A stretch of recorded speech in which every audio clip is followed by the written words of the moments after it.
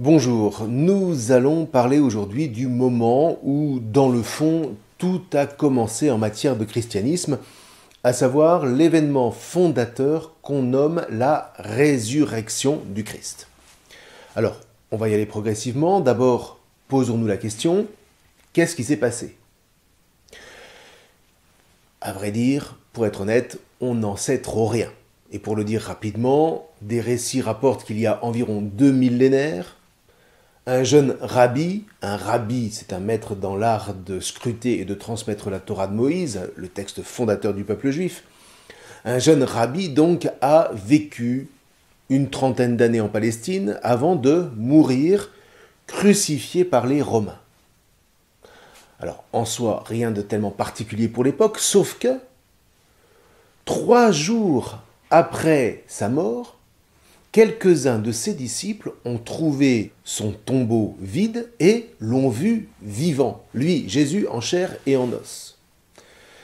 Ils l'ont non seulement vu, mais ils l'ont touché, ils lui ont parlé et ils ont même mangé avec lui. Alors, inutile de vous dire que ce genre d'aventure est plutôt perturbante.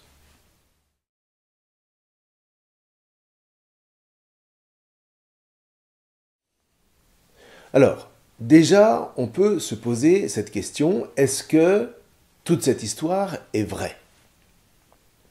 À quoi on pourrait d'ailleurs simplement rétorquer, et pourquoi est-ce que ça ne le serait pas? Pourquoi toujours postuler a priori un mensonge? Vous voyez, ça c'est très français comme réaction.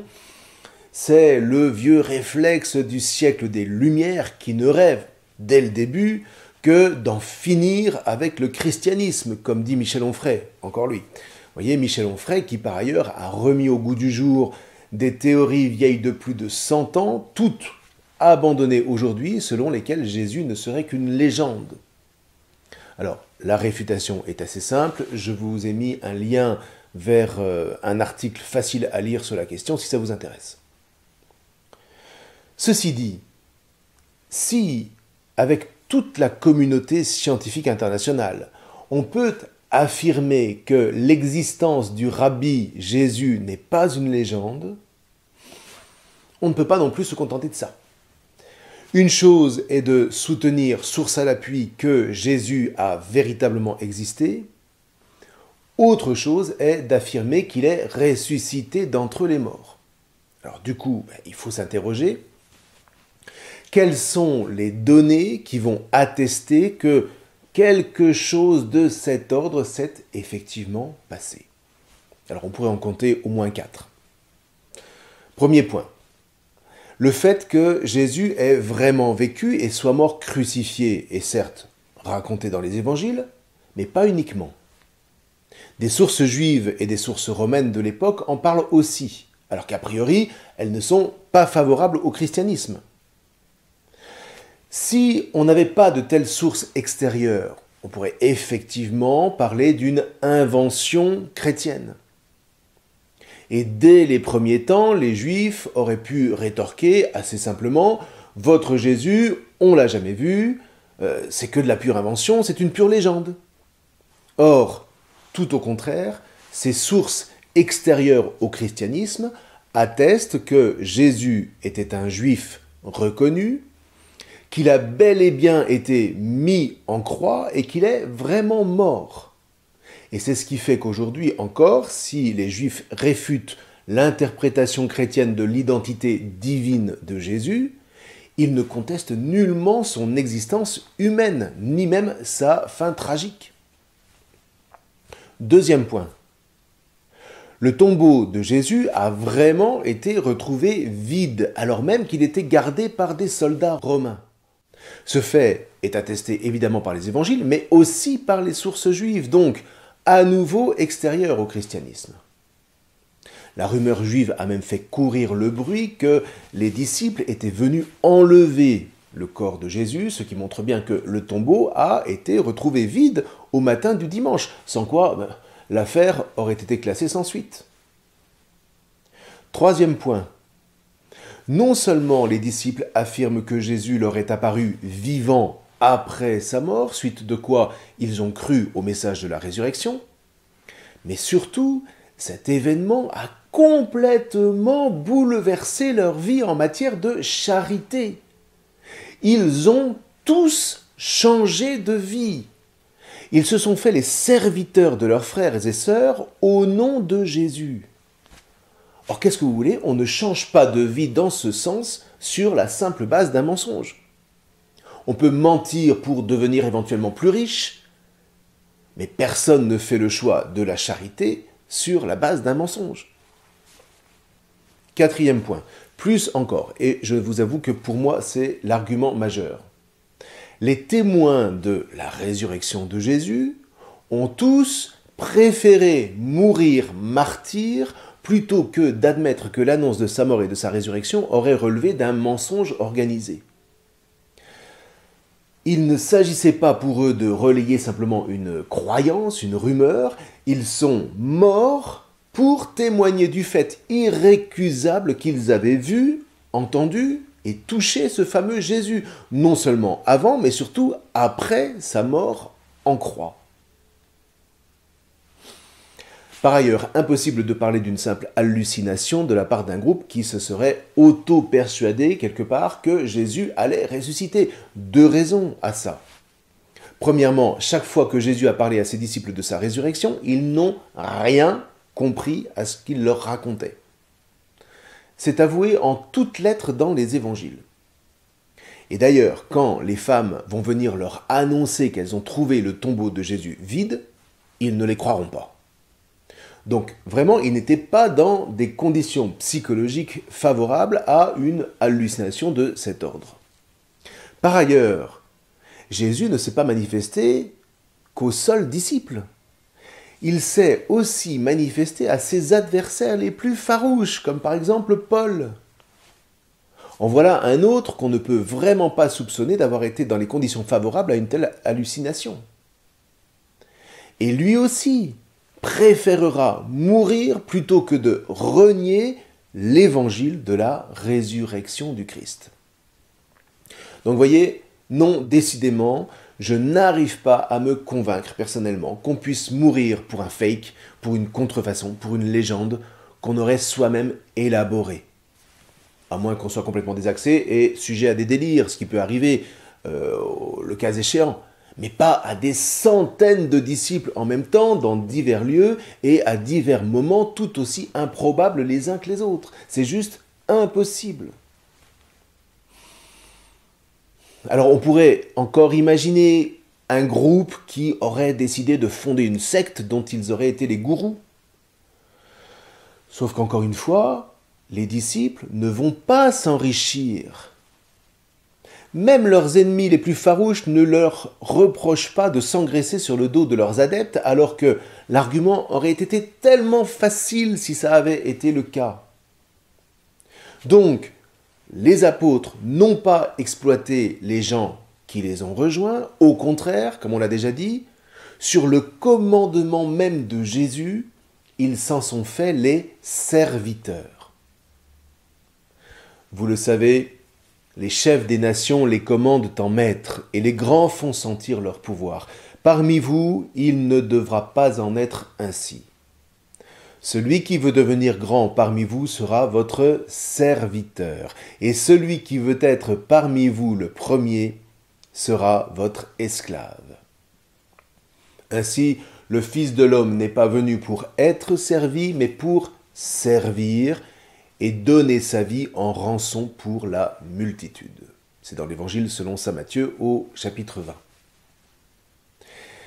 C'est précisément, vous voyez, cette liberté par rapport à l'argent comme à toute soif de pouvoir qui va leur permettre à ces apôtres d'obéir à l'inspiration de l'Esprit de Dieu jusqu'à partir annoncer l'Évangile sur toutes les routes de l'Empire romain.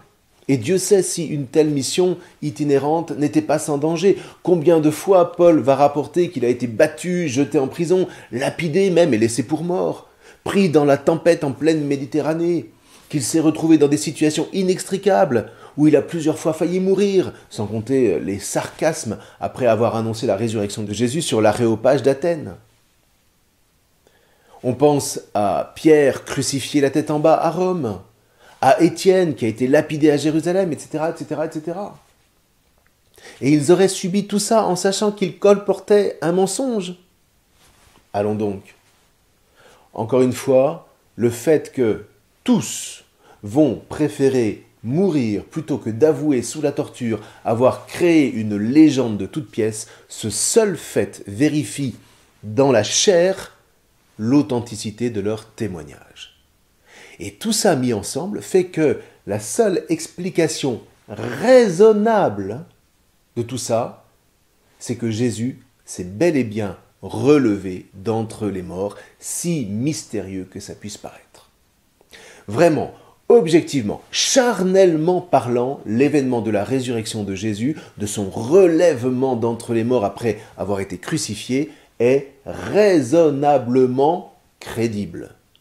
Quand bien même la raison ne saisisse pas d'emblée ce qui a pu se produire.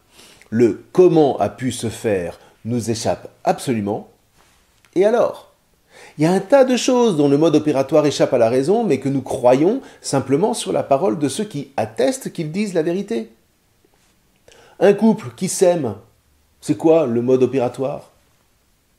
Quelqu'un qui vous dit qu'il a fait l'expérience de mort imminente, c'est quoi le mode opératoire ? Une personne qui revient de Lourdes guérie miraculeusement, c'est quoi le mode opératoire ?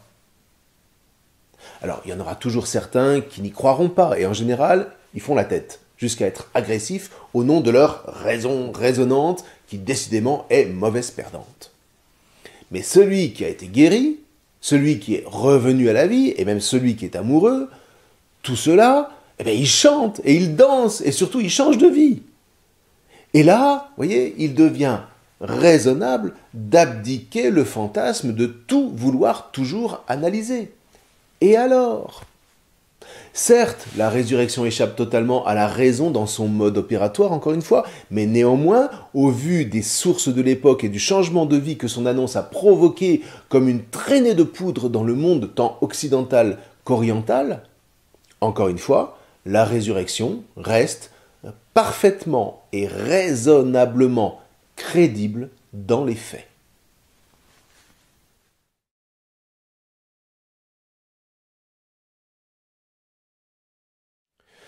Ceci dit, est-ce que maintenant ça signifie qu'il n'y a rien à comprendre de cette résurrection ?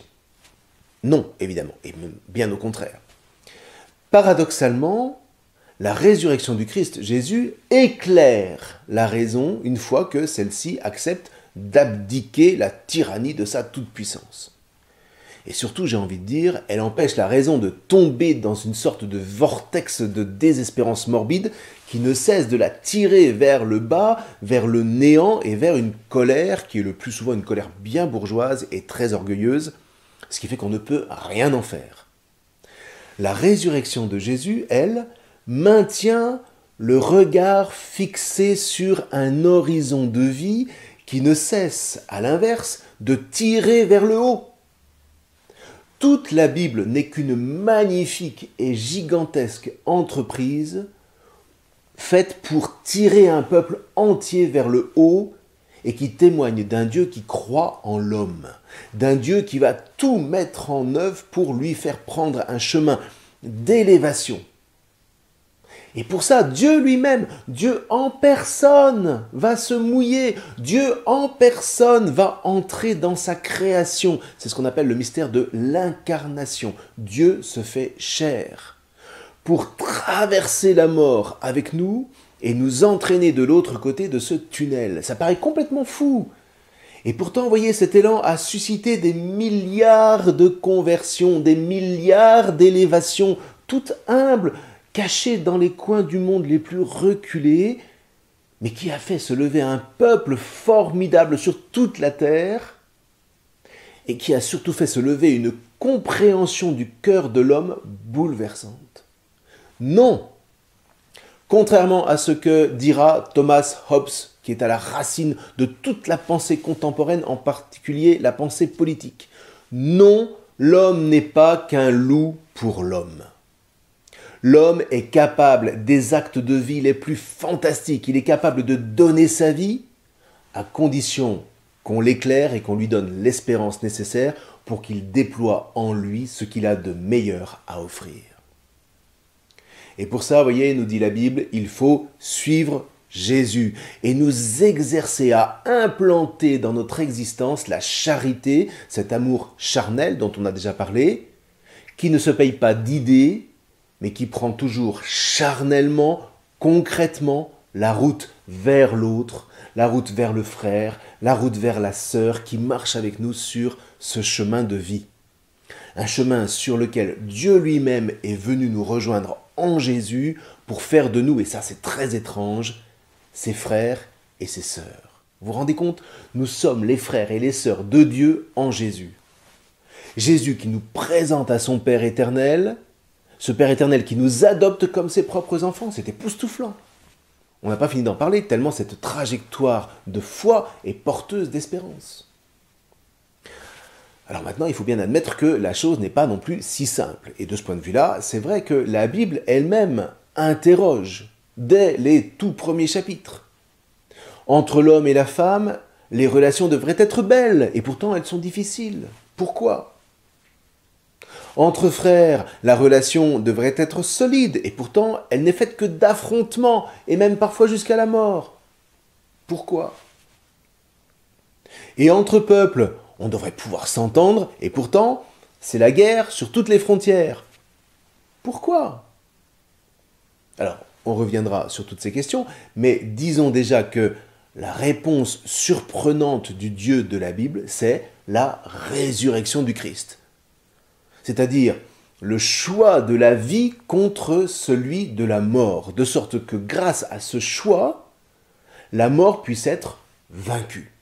Et là, vous m'avez bien entendu, il s'agit d'une victoire. Or, qui dit victoire dit combat, et ça c'est un peu le revers de la médaille. La foi chrétienne n'est pas l'affirmation naïve que tout le monde il est beau, tout le monde il est gentil, comme disait Jean-Yann.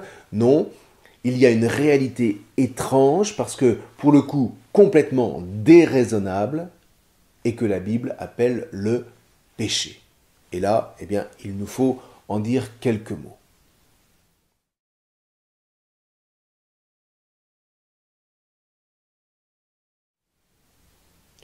Qu'est-ce que le péché ?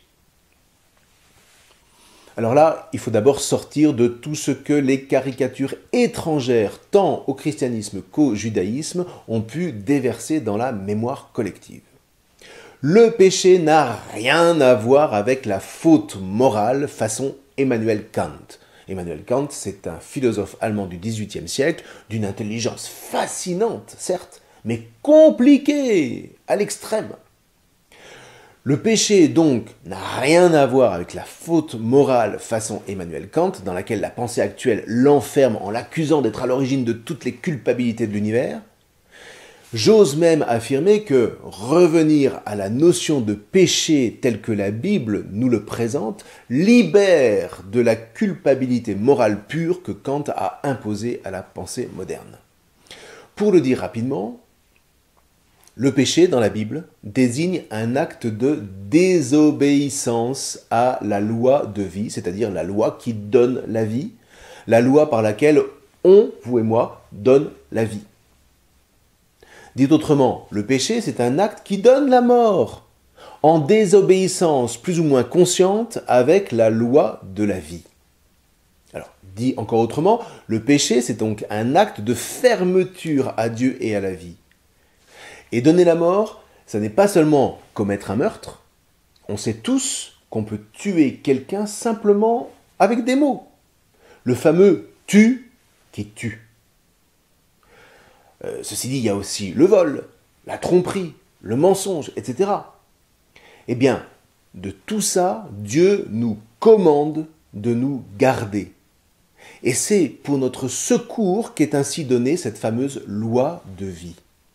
Alors, on reviendra sur tout ça. Ce qui importe aujourd'hui, c'est de bien comprendre que, pour la Bible, ce qui est loin d'être idiot, tout acte qui donne la mort, tout péché donc, est un acte qui nous attache à la mort, qui nous y enchaîne de sorte que si l'on n'y prend pas garde, quand la mort va survenir pour de bon, elle va nous garder en elle.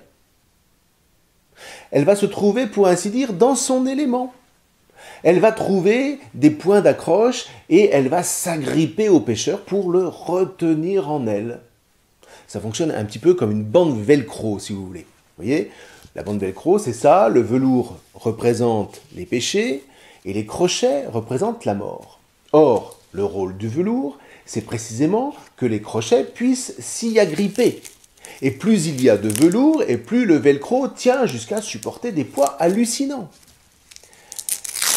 Et bien là, vous voyez, on a une image assez suggestive de la manière dont nous donnons, vous et moi, à la mort, la capacité de nous retenir en nous accrochant. Le pécheur, à cause du velours que sécrètent en lui les actes de mort qu'il pose, pour ainsi dire, offre au crochet de la mort la prise la plus efficace qui soit. Dès lors, quand la mort survient, elle garde le pécheur prisonnier dans ses crochets, dans ses griffes, comme on dit.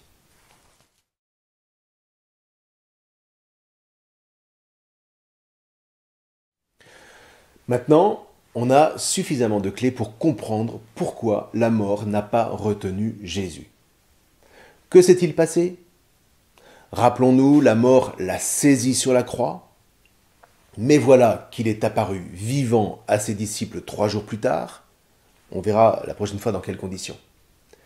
Et donc, on se pose la question, qu'est-ce que ça peut vouloir dire, sinon que précisément, dans toute sa vie, aucun des actes de Jésus n'a eu de rapport à la mort. Chacun de ces actes donnait la vie. Dit autrement, Jésus n'a commis aucun péché. Alors certes, la mort l'a saisi, mais elle n'a pas su le retenir pour la raison, dit la Bible, que Jésus n'avait aucune accointance avec elle, aucun velours, pour garder cette image, qui aurait donné la possibilité à la mort de l'accrocher. Ça ne signifie pas qu'il n'ait fait aucune faute morale, encore que ce soit le cas, mais ce n'est pas ça qui importe. Ça signifie que Jésus a obéi à tous les commandements de Dieu inscrits dans la Torah, c'est-à-dire dans la loi et l'enseignement de Moïse. Jésus, encore une fois, n'a été qu'ouverture à la vie de Dieu qu'il appelait son Père. Il ne croyait pas en Dieu, il vivait de Dieu, au point de lui obéir en tout point. Et je vous rappelle que les commandements de Dieu n'ont rien d'arbitraire, ce sont des commandements de vie, des commandements qui donnent la vie. Donc, Jésus était absolument pur, il était absolument sans péché. Pur, ici, est à comprendre comme un produit chimique et pur, si vous voulez. Il n'est contaminé par aucune autre substance, comme Jésus n'a été contaminé par aucun acte mortifère. Du coup, redisons-le, quand la mort survient, alors qu'il est sur la croix, elle le saisit, certes, mais elle ne trouve aucun point d'attache pour le garder en elle, et 3 jours après, un dimanche matin donc, le voilà qui se relève d'entre les morts. C'est ce qu'on appelle la résurrection, qui est comme un réveil du sommeil de la mort, disent les textes anciens. Alors, on précisera la prochaine fois ce que ça veut dire, parce que les disciples n'ont pas été au bout de leur surprise. Mais déjà, essayez de vous ouvrir à ce mystère qui est un formidable horizon d'espérance. La mort ne sait pas garder en elle ceux qui ne lui donnent, pour ainsi dire, aucun substrat où les crochets de la mort pourraient s'agripper. Et mieux encore, si jamais nous posons des actes de mort, si nous commettons des péchés, comme on dit, le pardon peut nous en purifier. Alors, on reviendra sur cette notion, mais déjà, notez-la et ne vous dites pas trop vite que c'est naïf ou que c'est trop facile. C'est au contraire un vrai choix de vie, et c'est même un combat qui a ni plus ni moins que transformer le monde. Donc il serait imprudent de le négliger. En tout cas, quoi qu'il en soit, le but de cet entretien est bien de nous faire entrer dans la dynamique qu'a engendrée cette résurrection de Jésus, sur laquelle nous reviendrons la prochaine fois, parce qu'il y a encore bien des choses splendides à découvrir. Je vous souhaite un bon partage avec votre accompagnateur. Que le Christ Jésus vous garde dans sa bénédiction. Je vous remercie.